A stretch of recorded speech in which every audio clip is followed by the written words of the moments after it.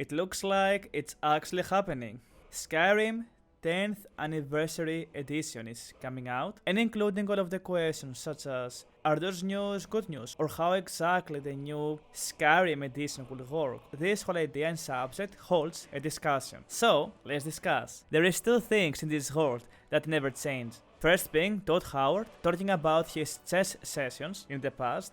You dork. Go back to the chess club. Who's laughing now? Yes, I was in the chess club. And second thing is Todd wanting to sell both you and me Skyrim for the 10th time already. They'll buy just about anything. Which, you know, that will never change. That being said, I've played Skyrim a lot. One of those people that have more than 1,000 hours into the game.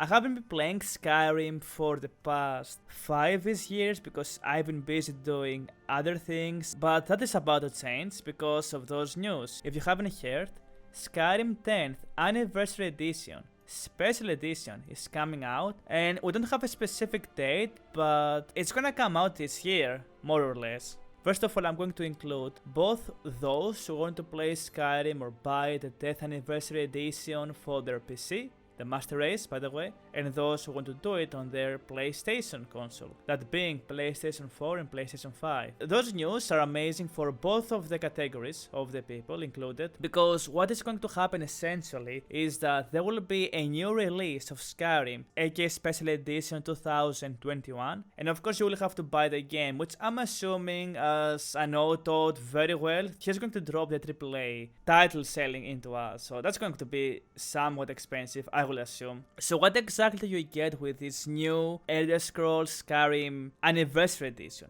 Well, first of all, before we discuss about what we're getting and what's the new things, let's talk about the elephant in the room, and that is, why should you and me buy Skyrim Special Edition again for the 10th time? You can just use the normal Skyrim game, you can even use Skyrim Special Edition, and you can put all of the mods in the world, you can play the game, you can do whatever you want. So do you really have any reason to do all of this at all? To buy the game again because it's gonna have some enhancements here and there? And the answer to that is actually yes, and let me explain. First of all, there has been data mining, so we have the names of the folders and some of the mod authors and things like that, of the things that will be included with the special edition, which I will try to provide into the video footage. Essentially, the Skyrim Special Edition, it will have pretty much improved graphics, I will assume something higher than 2K, and the most important thing, it's going to have all the Creation Club things, or at least the majority of them. Many articles are describing that we're gonna have all the 74 creations, which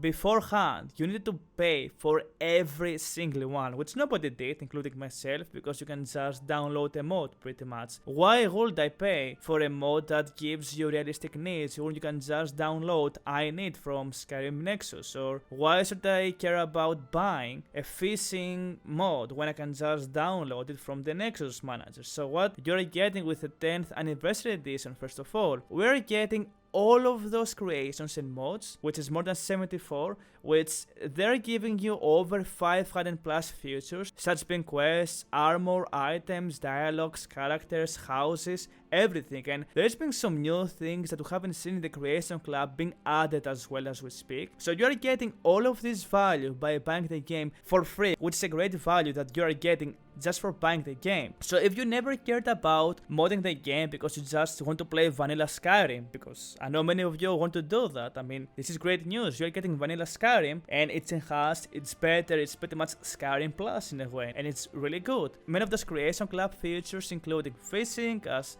Bethesda have shown us the trailer, they include realistic needs, so you're pretty much playing like a survival mode, just like hardcore mode in Fallout New Vegas that I've been playing very recently. So you have to eat, you have to drink, it makes the game super fun. You're having new quests being added, and many of those Creation Club content, it includes many of those quests and items you're getting, they include more than 2 hours of content, and we're getting many of those for free, so it is a great thing overall. The second thing that I think that is going to be great with this whole thing is that you're getting all of those things patched into a single game. And why this is amazing news, you say, or you ask yourself? Well, before with Skyrim Special Edition or with the original Skyrim, we needed to have, let's say, installed 40 or 50 mods to have realistic needs, fishing, let's say 5 or 10 different quest modes, or have increased graphics and better texture when it comes to the water, the skies, and all of those 15, 60 modes that you needed to be very wary of how you will install them. So instead of having to use 50 or 60 mods or even less,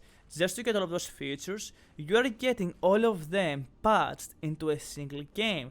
So let's say you have a next gen PC. My PC right now, it's not really that good, but it's a fairly expensive PC. It can run Skyrim on 4K. So I used to play Skyrim with more than 200 mods, and it will run on 60 FPS before. So if you're someone who on average is going to use 100 with 200 mods on your Skyrim game just to make it to be as good as it can get, now imagine with this update, that will take 40 or 50 mods less for you to install. So it makes modding much more easier, much more chilling, and much more less time consuming, because you won't have as many issues and conflicts with the mods. That being said, and speaking about mods, Bethesda has announced that you can just use the Skyrim Special Edition mods to pretty much update any mods, move any mods and things like that, so you don't have to worry about we need to get a new version for the mods for this new Special Edition. It pretty much counts as Special Edition, plus all the stuff it has in addition, so I think that's pretty cool. And third thing is that if you think about it, we are pretty much getting Skyrim with a new DLC. If you include all of those things, the Creation Club mods that we're getting for free, some of them having some amazing, super awesome quests actually, which are very well done, that you don't have to pay individually anymore, that counts like playing Skyrim with a new DLC. So we're getting all of those things in an anniversary edition, which is, I think, great news for everyone who wants to just come back to play Skyrim. That's going to be me. But if you're already playing Skyrim and you want to, have something fresh and new to do, there you go. As for the console players, I did a research about it, and you are not going to get an increased file size for mods, so you will be forced to use the same as you were before. You're just getting this in addition, so there goes that question as well, because many people are asking about it. As for what it looks, I think somewhere at some point the Creation Club just stopped, and I will assume people just stopped caring about Skyrim at this point, especially the developers, seeing that nobody was really buying them, so they just stopped the Creation Club, which is why they will include all of those features and mods into one single game, all patched. It looks like it's going to be a great time to replay Skyrim again. Skyrim and Fallout 4 there already have the biggest numbers of players when it comes to PlayStation and Xbox as well, which shows you that the players are there and waiting for something to happen, something new. As long as the discussion goes, I've watched some interesting live streams with Todd Howard himself. One of the reasons why they're doing this, and you can say Bethesda is a big company after all, but another reason why they're doing this, re-releasing Skyrim over and over again, and they're trying to do all this kind of movement around the game, is because they want their game to be pretty much, as they call it, immortal, to pretty much survive through the years and somehow keep getting better and better. So I will assume after this Todd will try to sell us Skyrim again 5 years from now. So I will leave you with some very interesting interview of Todd himself around the subject. This age of games being updated constantly as a live set. I'm not necessarily saying either Starfield or Elder Scrolls 6 are live service games, but like there is that expectation that games are going to evolve over time. Does that change how you start a project or how you tackle it in the early stages? It has. Post Skyrim, they're investing in this world. Their time has real meaning to them, and it does to us as well. So how can it go on forever? And that's a very different way of designing when you use the word forever, because that's the word you have to use. I can't be like, I designed this will last for 3 years versus 7 or 10. Maybe someone can do that. I cannot. There are ways to do that, but they're easier than you think, the easy ones, but they water down the minute to minute and the hour to hour, where you don't want the minute to minute and the hour to hour to feel like a grind. The modding community, that they've been with us for a long time. So it's not that we rely on them per se to add content. From the get-go, it feels endless.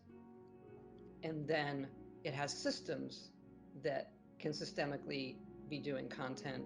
And then as much as we can, we're still making stuff for Skyrim through Creation Club and some other things with some people in the community. Then you have mods.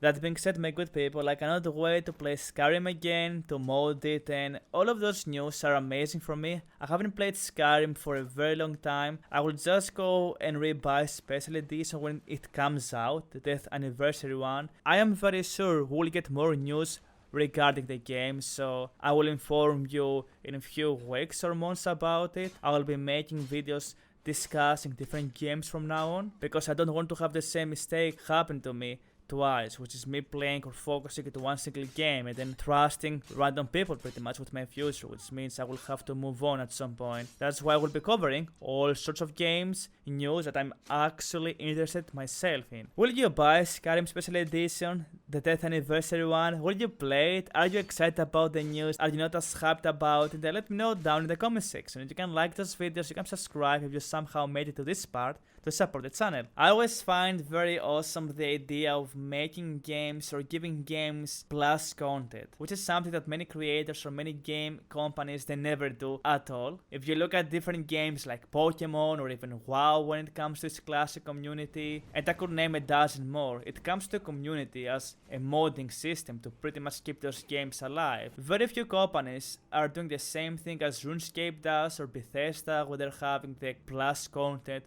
over and over again, keeping the game as fresh as possible, which makes it very relevant as well. So I'm very glad about it, and I'm super glad because who knows, maybe in the future we might see a Fallout New Vegas remaster or some anniversary. I mean, come on, Todd, please. It's my most favorite game of all time. Please do that for us. That being said, thank you for watching this. Let me know if you like those videos, and I will see you in the next one. Shadow Trouble. And until next time, that was a discussion. It was me, Kavou, and I will see you in the next one. Peace.